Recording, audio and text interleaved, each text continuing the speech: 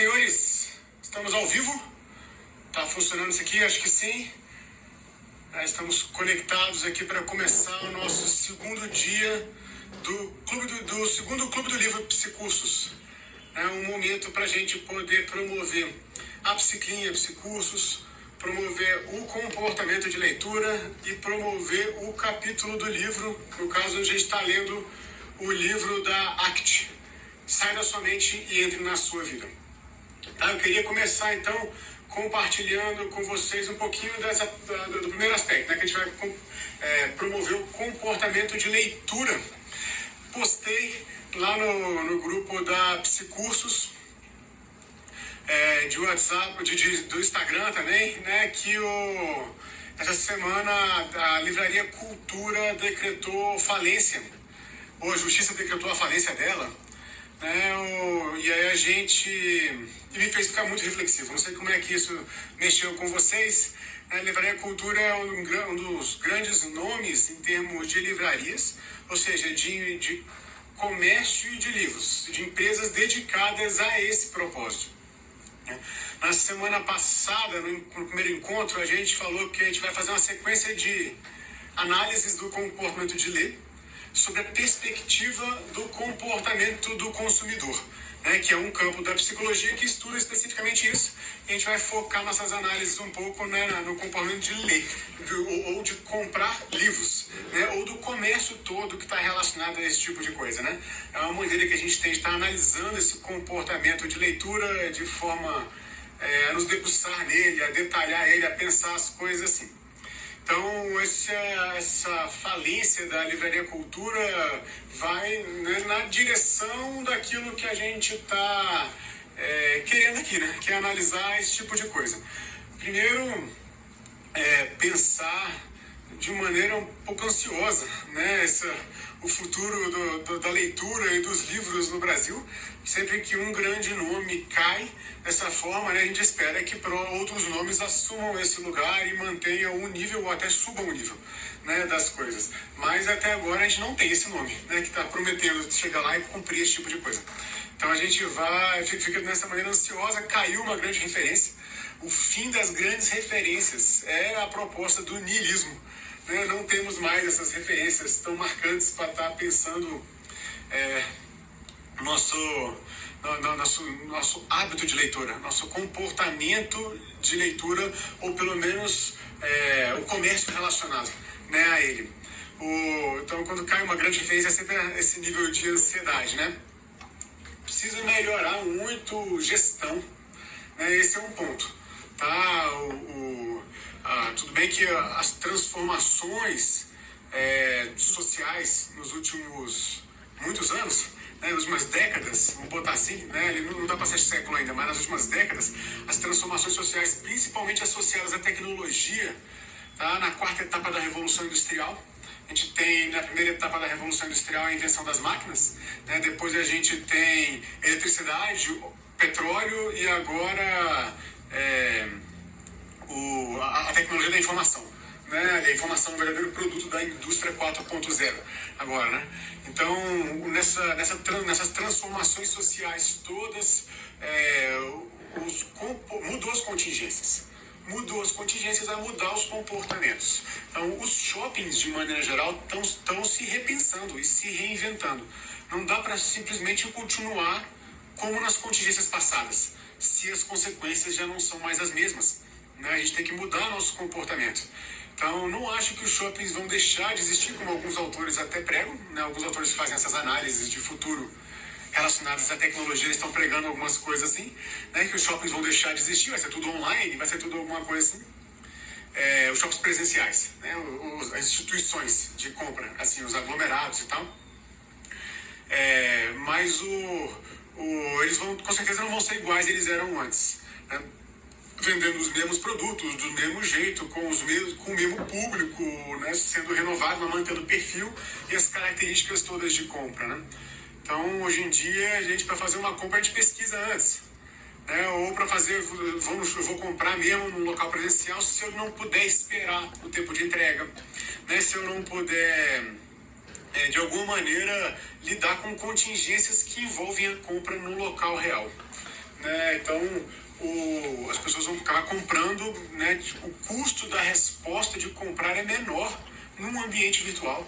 Às vezes eu compro com um clique na Amazon, né? Assim na Amazon, eu compro com um clique, eu já estou comprando, né? Uma coisa. Tem muita gente. Eu queria até trazer para cá essa análise mais para frente, mas agora que a Livraria Cultura faliu, né, eu vou acabar trazendo agora mesmo esse ponto, né? Tem muita gente que tem críticas bem estruturadas à Amazon, por exemplo, né, de como é que ela impacta no mercado, a busca pelo monopólio que ela está promovendo, e como é que isso vai afetar numa série de áreas diferentes, entre elas o comportamento de ler, né, são os leitores e nas livrarias, né, como é esse caso. Então, o agente estão dando muitas críticas ali, que eu não vou entrar agora exatamente nessas críticas, tá, Lia? Mas a Amazon acaba ganhando muito pela política do preço. E aí ela tem, como ela é muito grande, ela usa dos artifícios dela, né, para poder ir eliminando a concorrência também e favorecendo o jogo dela, né? Cabe à concorrência, é claro, se fortalecer, obter comportamentos mais adequados, melhorar a gestão, entre outras coisas. Mas cabe a gente também ficar atento a algumas coisas, tá? Porque depois que vai, pode não voltar mais. Depois, se for o caso, né? Depois que a Amazon quebrar todos os concorrentes, não volta depois, né? Como é que você vai criar depois as coisas? Aí você vai ficar na mão da Amazon, eles vão continuar bonzinhos com a política do menor preço depois de... Que é uma política muito setorizada, claro, né? Eles fazem política do menor preço aqui, mas eles estão ganhando ali, né? Numa outra área também. Igual o mercado, o supermercado faz, né? Vende uma coisa barata para você comprar duas, né? Uma cara e uma barata lá. Mas então, o que vai acontecer, né, com as nossas vidas depois que a Amazon dominar tudo, ou alguma coisa próxima à Amazon, se não for ela, dominar tudo e a gente perder as alternativas, como essa que a gente perdeu agora, ou a gente está perdendo, né? A justiça está decretando a falência da Livraria Cultura.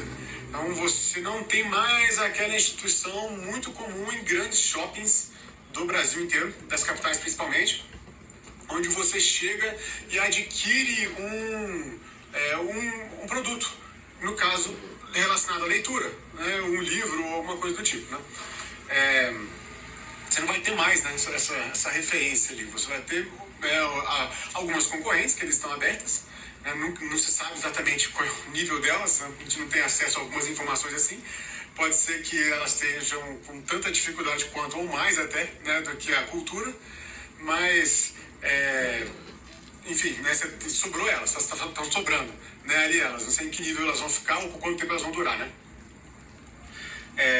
Isso, muitas pessoas têm dificuldade na compra no ambiente virtual, né? Porque é um ambiente onde você tem uma topografia muito diferente de comportamentos. É comum, cara, se você olhar nas livrarias, as pessoas chegam para comprar um livro, elas pegam o livro, abrem e folheiam o livro nessa velocidade. Olha assim, às vezes para e olha uma imagem ou outra, né? Assim, uma página ou outra de alguma coisa escrita. Cara, você não absorve absolutamente nada de conhecimento fazendo isso. Nada, né? Mas não é, né, sobre absorver o conhecimento naquele momento. É sobre o comportamento de consumir, de comprar, né, aquele livro. Esse é o comportamento que está em jogo naquilo. E para esse tipo de pessoas, né, o estímulo tátil, né, tocar, pegar, cheirar, né, fazer isso influencia no comportamento do consumidor. Então, tem gente que prefere ler no ambiente virtual, como um Kindle da vida ou algo assim, né? E tem gente que prefere ler em papel, né, impresso, para se pegar até mais habituado ali a ler, rende melhor na leitura, se concentra melhor, coisas assim.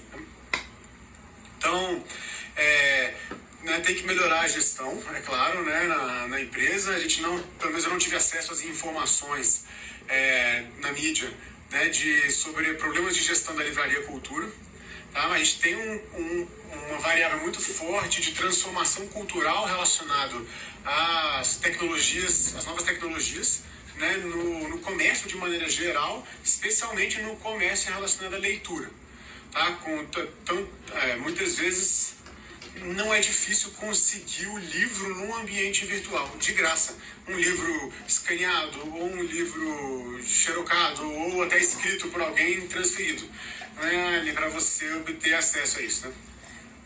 Não é tão difícil assim fazer isso. Antigamente não tinha esse recurso, né? Você não podia, né? Era só um exemplar físico, né? Então ele precisava estar aqui em algum lugar impresso, e aí você tinha até um relativo controle sobre ele. Então agora esse conhecimento fica no mundo virtual e a gente não tem tanto conhecimento sobre ele. Então essas coisas vão impactando, não só a compra, né, como o armazenamento desse produto do livro, né, desse conhecimento, e vai transformando o aspecto, né, macro todo relacionado ao comportamento de ler. Então tem sim uma reflexão, né, nessa linha da gestão, né, de que é preciso aprimorar a gestão, fazer um diagnóstico adequado, e as devidas intervenções, né, para estar melhorando a gestão. Muitas pessoas valorizam pouco, né, esses aspectos do trabalho, mas é preciso refletir também sobre se você está fazendo a sua parte. Você, sim, que não tem nada a ver com a livraria cultura, ou é um consumidor eventual da livraria cultura, está fazendo a sua parte de estar lendo regularmente, aumentando o seu repertório de leitura, né, valorizando de fato isso. Tá? Não adianta só falar eu apoio, eu acho bonito, ou coisa assim, tem que ler. Tem que ler, né? A única, aliás, a verdadeira forma de valorizar isso é lendo. Tá? Muitas vezes as pessoas compram um livro e não leem. De alguma maneira, elas estão dando apoio ao autor, né? Mas elas podem dar muito mais apoio do que só o dinheiro para o autor do livro se sentir menos frustrado porque, né, vendeu aquele fruto do esforço dele, fruto do trabalho dele. Então, né, faça a sua reflexão, né, se você está lendo. Nós estamos aqui no Clube do Livro da Psicursos. O objetivo é esse, estar estimulando a leitura. Tá? Então, espero que vocês deem feedbacks aí também, seja aqui no Instagram ou no YouTube do Psicursos, quem puder assistir depois, quem tiver que assistir depois, né, esse vídeo, para poder fazer a nossa parte, né, ali de estar estimulando o comportamento de leitura. Tá? Para poder falar antes de seguir aqui falando um pouquinho do comportamento do consumidor, né, para trazer mais umas informações aqui, eu queria já aproveitar para fazer a propaganda. Hoje vou falar da Psicursos, uma empresa de cursos e consultorias nesse campo da psicologia do trabalho e da saúde mental. Tá? Então, falei da Livraria Cultura, né, como uma instituição que poderia estar sempre aprimorando a gestão dela. Não sei se foi exatamente o problema dela, foi má gestão, ou se ou qual aspecto da gestão ainda, né, que ela está tendo algum problema. Mas está difícil manter as empresas no mercado e elas têm que estar sempre aprimorando a gestão. A Psicursos oferece consultorias nessa área. Tá legal? Se você quiser identificar um problema, diagnosticar esse problema, pensar algumas intervenções relacionadas ao quadro de pessoal na empresa, né, de gestão de pessoas e psicologia do trabalho, tá? Procura a gente aqui na Psicursos. Pode ser aqui pelo Instagram, pode ser pelo e-mail ou pelo telefone, pela plataforma que você quiser. Tá? E a gente né, vai dar o suporte adequado para estar pensando certos problemas e aprimorando para que não aconteça com a sua empresa o que está acontecendo com a Livraria Cultura. Tá? Outras livrarias estão ficando, ela quebrou, né, uma livraria grande, então a hipótese de ser algum problema de gestão é sempre significativa, né, é sempre algo a ser considerado. Beleza? Então, fazendo propaganda aí também, né, propagando a Psiclin e a Psicursos, era um dos nossos objetivos.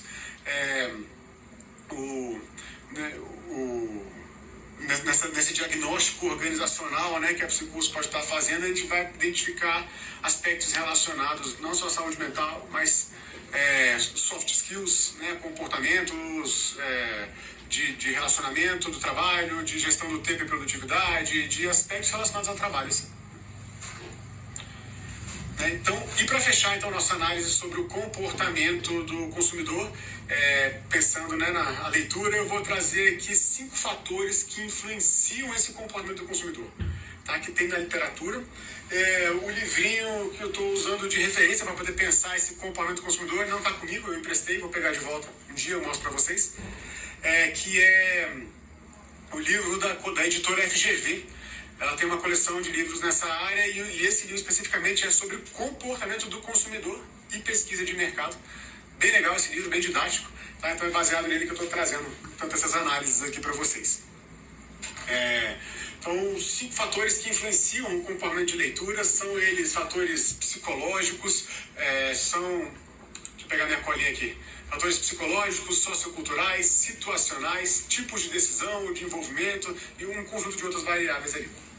Fatores psicológicos que influenciam no comportamento do consumidor envolvem variáveis como percepção, por exemplo, o pessoal da cognitiva, por exemplo, tem bastante estudo focando nisso, sobre como a percepção influencia, e aí alguns exemplos de pesquisas que eles mostram ali, temos processos de atenção seletiva, assim, vou comprar um pneu de carro, de repente eu começo a olhar para todos os pneus de carro que tem na rua. Eu nunca nem vi pneu de carro, não dava essa atenção antes para esse objeto específico, nem prestava atenção nisso. Então, essa atenção seletiva, sabe, quando você precisa de alguma coisa, você começa a olhar demais para ela e pode não ver outras coisas. Distorção seletiva também está nessa linha, de você estar enviesado no pensamento e a percepção vai acompanhando isso. De retenção seletiva, algumas coisas você mantém na memória e outras não, e podem ter aspectos emocionais por trás, dessa retenção seletiva. Mas também aspectos de motivação, de aprendizagem, de memória, de atitudes, favorável ou desfavorável a alguma coisa, de personalidade. Enfim, são fatores psicológicos envolvidos no comportamento de ler. Nas livrarias a gente conseguia visualizar isso de alguma forma.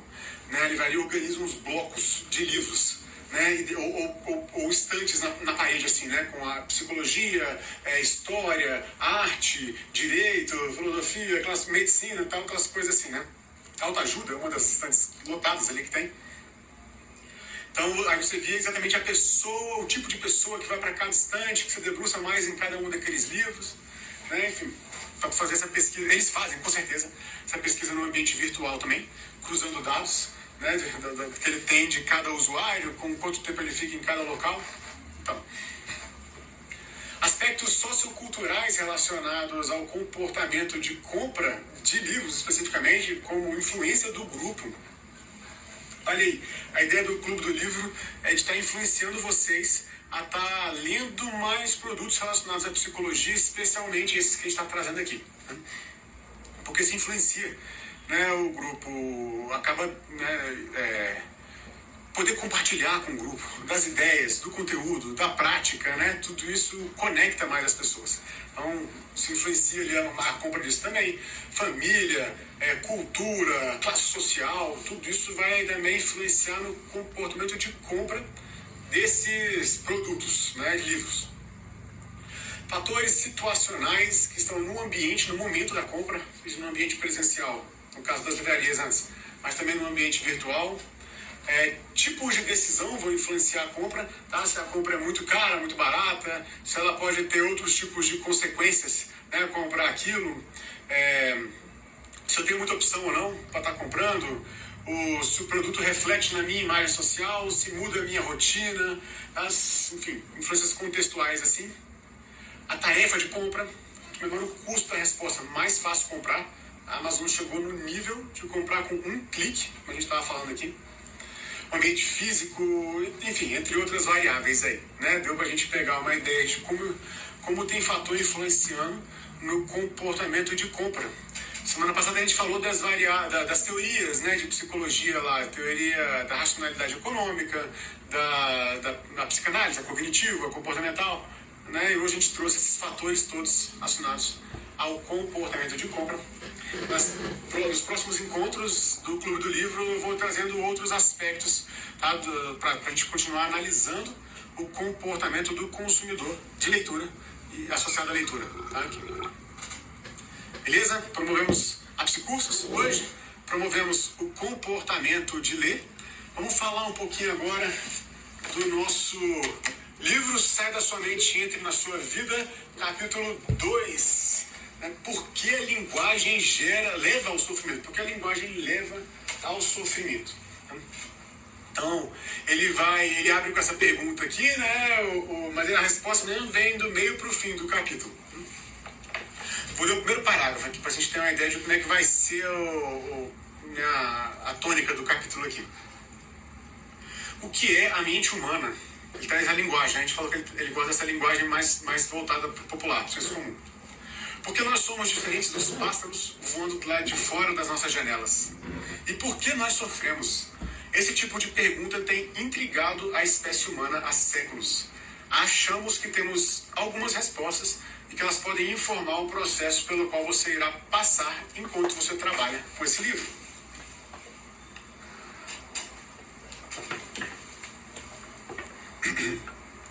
Então, vai ser isso esse capítulo, né? Ali, o lance do sofrimento associado à linguagem e como lidar com isso. A gente comentou na semana passada que os autores têm esse perfil, nesse livro eles trazem esse padrão de estar conduzindo o leitor por meio de algumas informações teóricas, mas também por meio de exercícios que eles pedem que as pessoas façam para poder estar de forma didática, mastigando e assimilando, né, os conhecimentos. Semelhante ao que a gente faz uma terapia, né, Leandro? Você está conversando com a pessoa, dá essa sensação, né, na leitura, que você está conversando ali com alguém. Me lembra um pouco esse tipo de livro aqui, ó, que eu trouxe para vocês, para a gente refletir, né, essa prática deles de estar conduzindo o leitor com exercícios e tudo. Esses livros aqui, esses são do meu filho. Eu joguei esses aqui quando era criança, mas não guardei eles. E aí agora chegou na idade do meu filho, eu fui atrás desses livros e são os mesmos, ainda existem. Vendem pra caramba, aliás, até hoje. Se tivesse guardado, tinha ficado pra ele. Ali, nas páginas não estariam branquinhas e bem cheirosas assim, mas ele teria economizado esse dinheiro, né? E são livros-jogos, tá? Deixa eu ver como é que eu chamo aqui ele. Né? Tem um nome, né, para esse tipo de livro aqui. Ele vai conduzindo você, tá? Esse livro. Assim, você tem uma situação, você é um autor, você é um personagem da história, tem uma situação. Chegou lá, encarou um bandido, ou um monstro, um dragão, uma coisa, né? Aí tem uma decisão para tomar. Aí você vai, né? Aqui, ó, chega aqui na decisão para tomar aqui, né? Aí você vai conversar com ele, vá para a sessão 334. Você vai sacar a espada e correr para ele, vá para a sessão 247. Você decide não perder tempo com ele e parte em direção ao norte, vá para 292. Né? Aí você muda aqui as coisas, né? Vai para aquela que você decidiu. Esse livro aqui é O Feiticeiro da Montanha de Fogo, né? A trama que ele está promovendo aqui. Você tem que, nas cavernas da Montanha de Fogo há um grande tesouro, guardado por um poderoso e maligno feiticeiro, ou pelo menos é o que dizem os rumores. Muitos aventureiros como você já entraram nas cavernas para recuperá-lo, mas nenhum jamais retornou. Você ousa tentar? Aí você vai lá, né, jogar. Algumas vezes tem que jogar dados para tomar decisões, outras vezes você escolhendo para qual lugar você vai, né? Esse aqui é a Cidade dos Ladrões. Também é uma aventura assim, eu acho que aqui você é um ladrão que tem uma missão de ajudar alguma coisa. O pessoal está aqui na comunidade, tá tendo um perigo muito grande na comunidade. Aí eles recorreram a você, que é um ladrão famoso, para conseguir infiltrar em tal lugar e ganhar, né, alguma coisa ali. Então, assim, você vai mudando de página, sabe? Nesse livro a história muda. Uma das coisas que eu acho interessante, às vezes não dá certo, você chega lá e morre, aí você tem que voltar a história de novo. Começa, vai seguindo, vai tomando outras decisões ao longo do caminho, até poder chegar no final do livro, né? E vencer, pegar o tesouro, essas coisas assim. E aí, quando você morre e volta, né? Se você for indo e não dá certo, o próprio livro fala assim, o importante é se divertir. Se você está tentando várias vezes e não estiver conseguindo, não precisa voltar tudo. Volta só algumas páginas e tenta de novo, muda a história. Ele tem essa vantagem de ser flexível, né? O livro, de estar se divertindo ali, pensando histórias diferentes, tá? Tipo um RPG da vida, uma coisa assim, né? Então, no livro aqui da ACT, eu tenho essa sensação, né, de que ele está te conduzindo, pensando alguns aspectos teóricos, mas também usando muitos exercícios, né, ali para estar lidando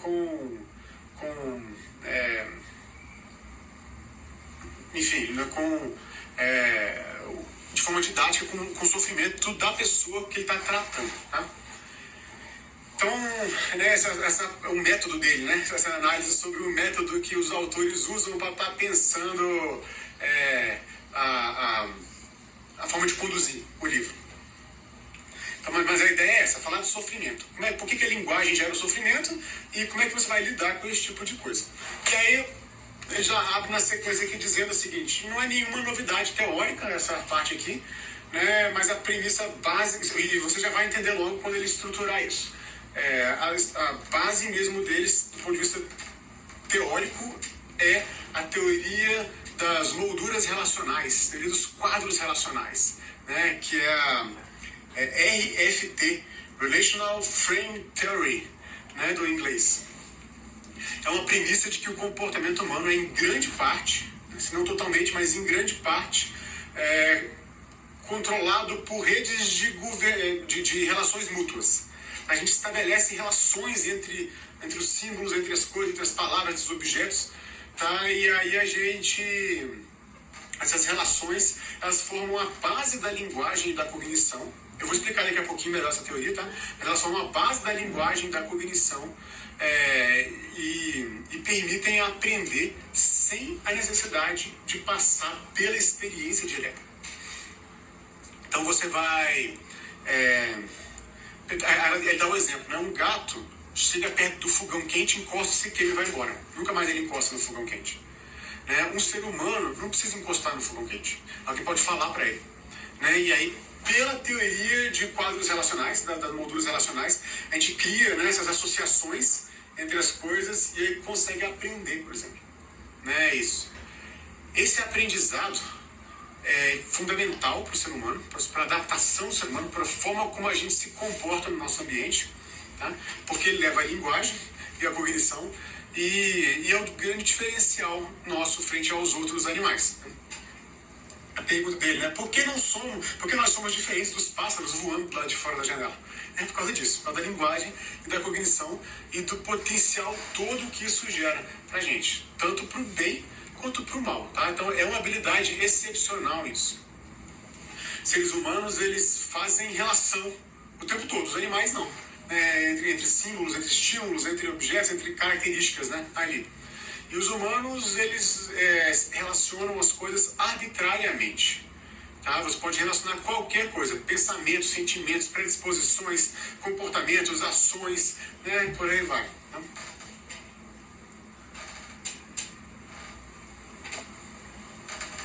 Ele dá até algumas categorias de associações, né? De molduras relacionais, como ele chama, né? Que é de coordenação, de tempo, de espaço, de causa, as comparativas e avaliativas, as de percepção, né? São as 5 que ele coloca, né? Aqui. As de coordenação são aquelas associações que a gente faz com algumas palavras como assim como, similar a outra coisa, ou como, é o próprio como, isso como aquilo. Né? Então, tal coisa tão difícil como aquilo, tal coisa tão fácil como aquilo, coisa tão alta como aquilo, né?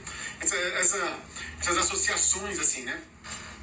As molduras temporais ou causais são aquelas que envolvem essa noção de tempo de causalidade, como antes e depois, como se, então, tá? Quando você constrói as frases dessa maneira, se, então, a causa disso é aquilo, né? Ou então, um pai do fulano, né? Já dá a ideia de sequência, de um primeiro, depois do outro, né? Pai, filho, né? Aquela coisa de sequência, assim, né? As molduras comparativas ou avaliativas são aquelas molduras de maior, melhor, mais rápido, mais bonito, sabe? Essas coisas assim, que mais bonito, mais feio, né? Mais lento, tal, esse tipo de comparação assim. As molduras de percepção são aquelas que de alguma maneira mostram perspectivas, né? Se refere à perspectiva de quem está falando. Eu, você, aqui, lá, né? Essas coisas assim. Então, e as molduras espaciais, essas que dão noção de espaço. É perto, é longe, acima, abaixo, né? Essas coisas assim. Então, com essas estruturas que a gente tem, associativas, comparativas, né, de molduras relacionais, essas estruturas cognitivas que a gente tem, a gente vai formando a nossa linguagem, tornando ela extremamente requintada, sofisticada e muitas vezes fútil, inútil, até contraprodutiva, né, algumas vezes. E isso pode levar ao sofrimento, que é o título do capítulo, né? Porque a linguagem leva ao sofrimento. Então, ele coloca, né, numa análise aqui palavras, né?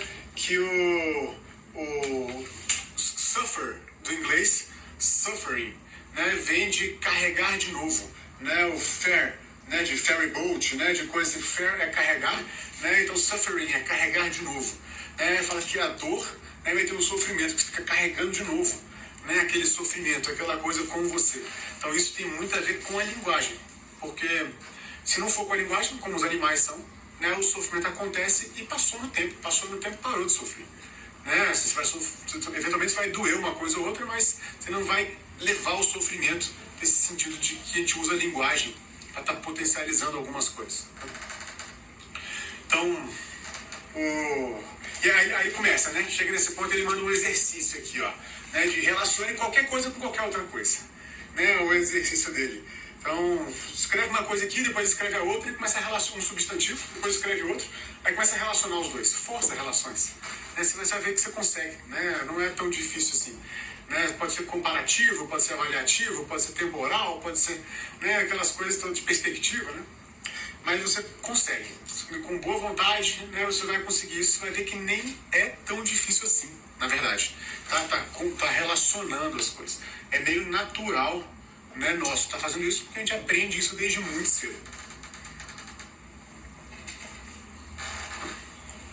Eles que até mesmo os bebês, né, vão fazer esse tipo de associação de qualquer coisa com qualquer outra. Né? E isso vai formando o lado cognitivo dele, né? Crenças, valores, atitudes, né? Então essas coisas todas estão ali, né? Sendo influenciadas pelo aspecto da linguagem, tá? Aí ele mostra o exemplo didático dos bebês. Ele pega esse exemplo aqui, ó, que você pega um paninho ou qualquer criaturazinha qualquer lá com a criança, né? Vai ficar tipo esse negocinho aqui, né? Ali. Aí você vai criar um objeto. Né? Você vai chamar esse objeto de gubi-gubi. Gubi-gubi, né? Se é o gubi-gubi, eu nem falo gubi-gubi, você dá pra ele, esfrega no rosto, dorme, é um paninho, né? Aquele negócio. E aí daqui a pouco você pega o gubi-gubi e faz né? Assim, ela já cria duas associações, né? O objeto gubi-gubi, objeto né? E aí depois do gubi-gubi pro objeto, quando você fala gubi-gubi e ela já associa, lembra do objeto, ou pensa no objeto, ou pega o objeto, isso já é uma relação derivada que ela faz depois, tá? Disso. A gente só forçou uma relação, só estabeleceu uma relação, né? Mas ela vai e pega essa outra relação, tá? Que é essa relação derivada aqui, ó, que ele coloca, né? Ali, tanto o pro objeto como o gubi-gubi pro objeto, né? E depois de um tempo você deriva mais um ainda, né? Que é o próprio gubi-gubi pro e pro objeto, né? Aí você cria esse quadro de molduras relacionais, tá? E aí você pode eliciar respostas públicas e privadas, respondentes e operantes, pensamentos, sentimentos, ações públicas, né? Verbalizações ou mudanças de situação ali, graças a esse conjunto de molduras relacionais que a gente está fazendo. Se o bebê faz isso, né, dessa forma, o que você não faz, cara? Por exemplo, quando você vai começar a relacionar relacionamento, namoro, casamento, marido, mulher, sei lá, essas coisas assim, tá?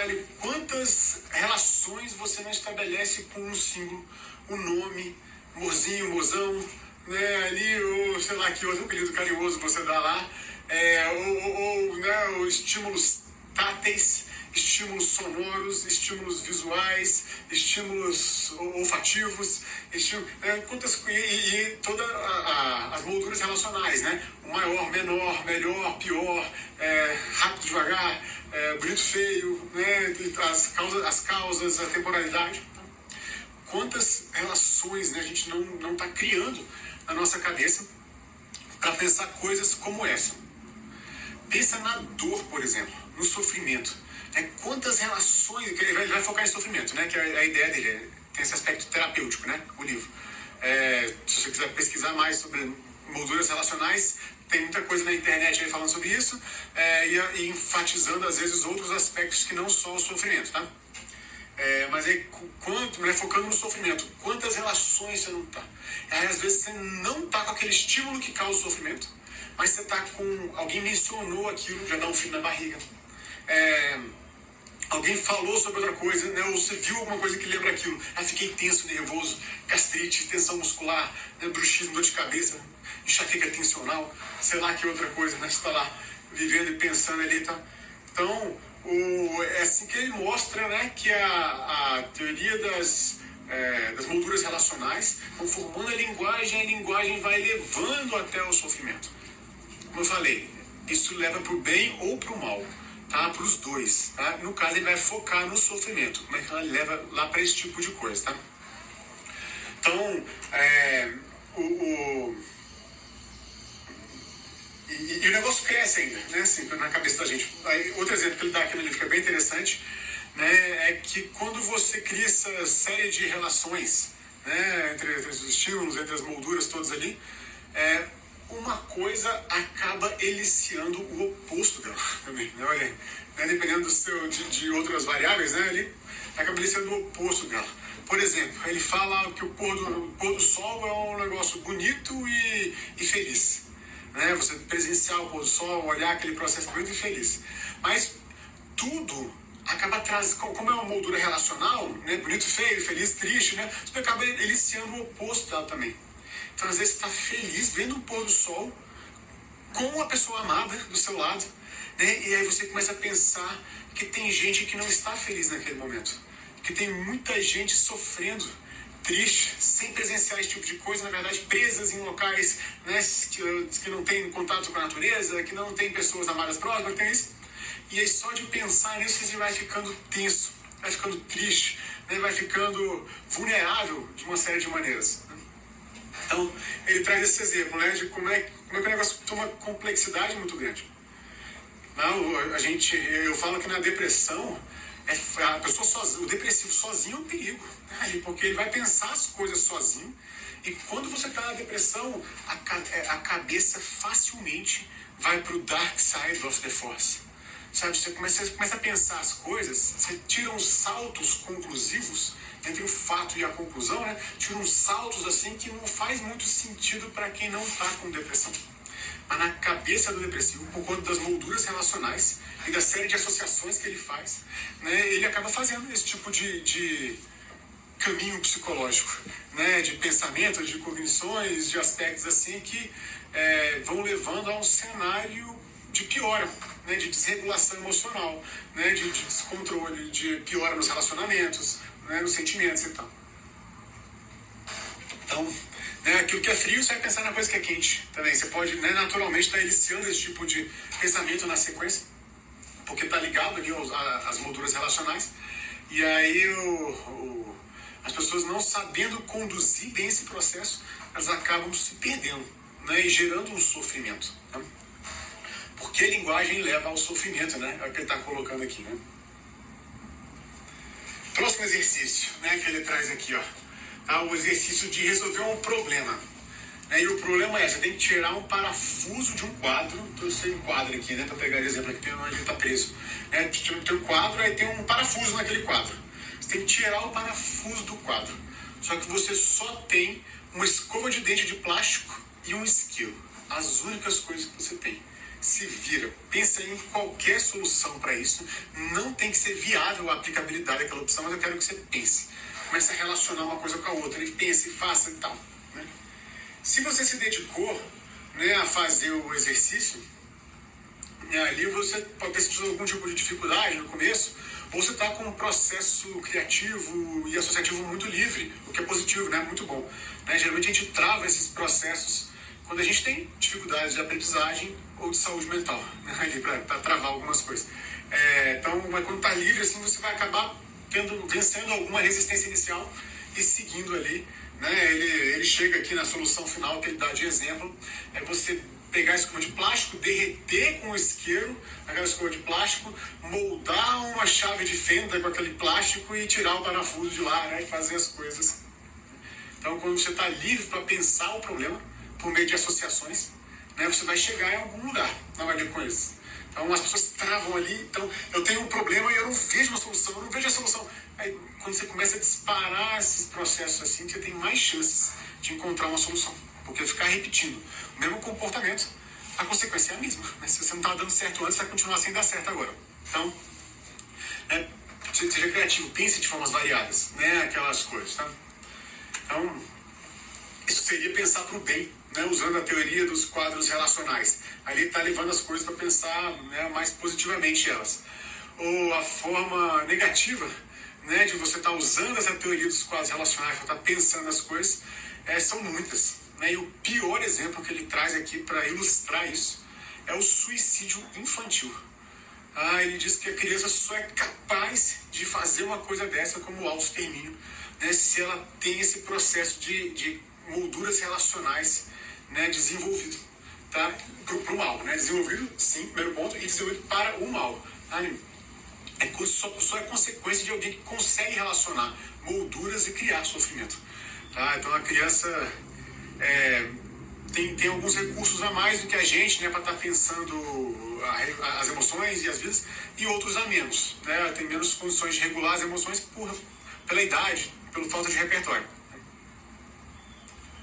Mas para a gente ter uma ideia dos extremos, né? Daquilo que a gente está falando quando a gente está pensando de molduras relacionais e sofrimento. Está fazendo essa relação toda, né? Ali com isso, tá?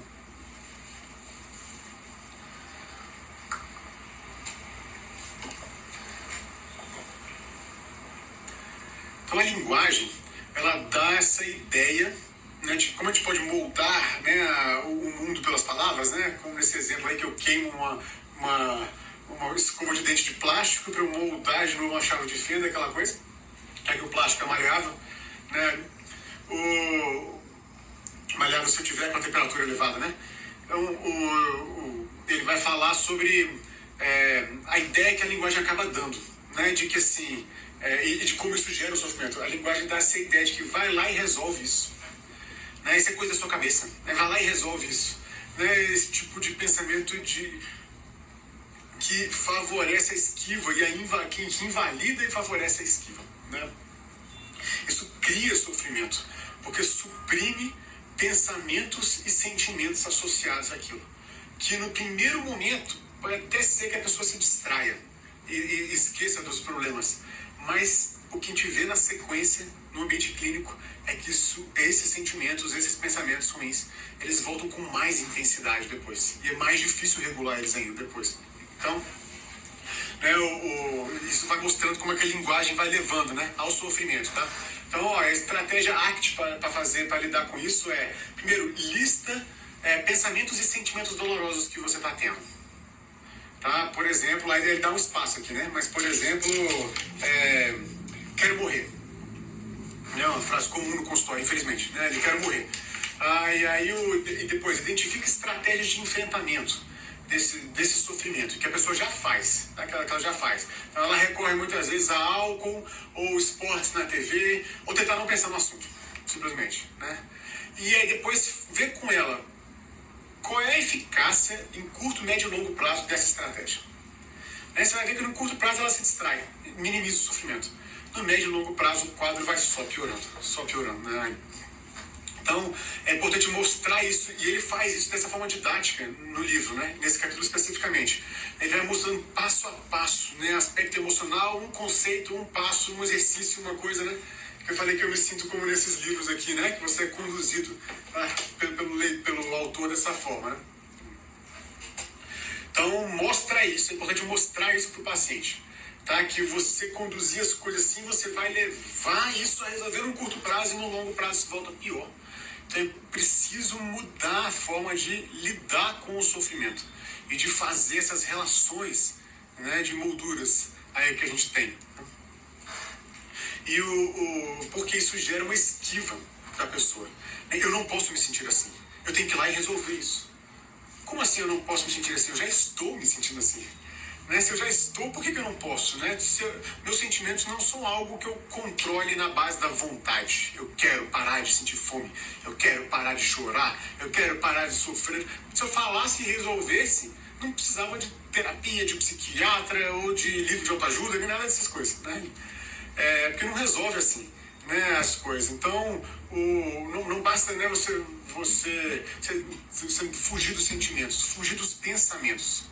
São pensamentos dolorosos, o sentimento, quero morrer, né? Os sentimentos internos, quando alguém pensa uma coisa dessa, cara, é visceral, sabe? Lá vem incômodo pra caramba, é um aperto no peito, assim, que dói, né? Um vazio na boca do estômago imenso, né? Uma pressão na nuca, é assim que a pessoa, né?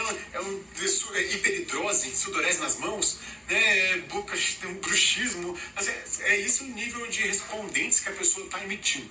Ela está pensando ou sentindo esse tipo de coisa. Como é que eu não posso sentir isso? Porque eu já estou sentindo. Mas eu não deveria estar sentindo isso, mas eu estou sentindo. Né? Então, antes de você chegar na mudança, o primeiro ponto é entrar em contato com o sentimento. É difícil, é doloroso, mas ele passa a ser ideia no livro. Tamo junto. Tamo junto, tá? Assim, vai doer menos porque a gente tá junto, cara. No mínimo apoio moral você vai ter, né? Como é na terapia. Né? Então, e outra, tem mais além de apoio moral. Tem mais, né? Não é só um ombro para chorar. Né? Tem mais coisa ali. Ele vai mostrar nos próximos capítulos, de forma muito didática, né? Ele vai chegando de um por um. Né? O que a gente precisa bloquear, logo nesse primeiro momento, é a esquiva experiencial. E ele tem uma frase que é você se esquivar de viver a experiência, de sentir, de pensar, de fazer outra coisa. Tá? Não se esquive disso, porque isso não vai te ajudar. E aí ele tem uma frase muito legal aqui, que eu gostei, que é: a esquiva experiencial é o pior processo psicológico conhecido pela ciência. Cara, dá pra tatuar essa frase, cara. Põe lá assim nas costas, assim, ó, na perna, sei lá, no coração. Aqui, né? É o esquiva experiencial, é o pior processo psicológico conhecido pela ciência. Isso vai levar ao sofrimento. Vamos bloquear isso, vamos mostrar primeiro, antes de bloquear. Tá? Não bloqueia antes, né, aliás, porque é muito doloroso, a pessoa está despreparada. Mas vamos mostrar para ela que a gente vai entrar em contato com isso, que a gente vai parar de fugir disso. Tá? Porque fugir disso aumenta a carga desse tipo de sofrimento. Tá? Então, a importância, né, de você ter isso bem esmiuçado, bem explicado, né, para você usar argumentos no consultório junto, e até mesmo exercícios, só argumentos não, exercícios como esses aqui, né, metáforas, exercícios que conduzem o raciocínio, a serem mostrando aspectos muito básicos, né, do lance psicológico que está por trás disso, do sofrimento. Tá? Molduras relacionais, a linguagem levando ao sofrimento porque suprime pensamentos e sentimentos. Quando na verdade a gente tem que estar entrando em contato com eles e aí sim, perdendo medo, e aí sim desenvolvendo repertórios relacionados a ele, para conduzir bem esse processo. Tá? Porque o medo é que você conduz mal, que aí você fica com medo dele, e aí você fica entrando nele cheio de medo e conduzindo mal, e as coisas só levam, né, pro dark side of the force, ali no caso das pessoas com depressão, né? Então, olha lá, né, essa imagem aqui que legal, né? Ele põe aqui, ó, dor natural, tá? Aí ele põe aqui como é que chama isso? São círculos circunscritos, né? Um dentro do outro, assim, ó. Aí quanto mais evitação, mais dor. Mais evitação, mais dor. Mais evitação, mais dor. Né? E você fica gerando esse ciclo todo, né, de evitação e de dor que a gente precisa encerrar. Né? É a terapia da aceitação e do compromisso. Tá? De você parar de negar, parar de se esquivar, né, dessas coisas. E aí sim você vai ver um universo que vai estar aberto para você trabalhar. Claro que sem técnica, sem conhecimento, né, você vai usufruir pouco, né, disso. Por isso que, né, ele está começando, né, aqui no livro, a estar esmiuçando essas coisas todas, né. E aí ele coloca a ideia do trem mental, né, como última metáfora, né, de você estar indo, o seu trem mental, né, ele está indo para o lugar que você quer. Né, qual é esse lugar, né, ou ele está fora dos trilhos, tá, esse trem mental, você não está indo para o lugar que você quer, né, com os seus pensamentos, com os seus sentimentos, com as suas ações, todos, você precisa sair do trem e experimentar as coisas diferentes, né, botar o trem de novo nos trilhos, mudar a direção, você vê o que você está precisando com esse trem mental. Né, vamos pensar o sofrimento de outra forma, tá, de uma forma mais corajosa, esse é um ponto importante, uma forma mais corajosa. Isso tem muito a ver com a FAP, né, com aquela tríade dela, consciência, coragem e amor. Né, é importante essa coragem para estar encarando o sofrimento, apoio, né, ali, consciência, conhecimento, não é uma coragem doida não, né? E amor, né? Que é esse apoio, esse carinho, essa aceita, amor próprio e amor do outro também, né? Que é essa rede de apoio, que são os profissionais relacionados a esse tipo, né? Ao suporte que você está tendo para poder lidar melhor com o sofrimento. Gostaram, né, da nossa, da gente promoveu hoje a Psicursos, promovemos o comportamento de leitura, né, juntando o comportamento consumidor com o comportamento de leitura, e promovemos o capítulo 2 do livro da ACT, que é Por que a Linguagem Leva ao Sofrimento. Semana que vem, segunda-feira, é carnaval, cara, não tem ninguém aqui com certeza, né? Vai estar todo mundo curtindo, doidado. Voltamos daqui a 2 semanas, você tem 2 semanas para ler um capítulo. Tranquilo, né? Quem tá atrasado é a hora de correr atrás aí da gente. Vamos falar sobre o capítulo 3, a força da evitação. Né? As pessoas começam a evitar, se esquivar. Qual é a força por trás disso? Aonde isso vai te levar, cara? Valeu, gente. Foi um prazer estar aqui com vocês hoje. Até nosso próximo encontro. Daqui a 2 semanas. Como é que eu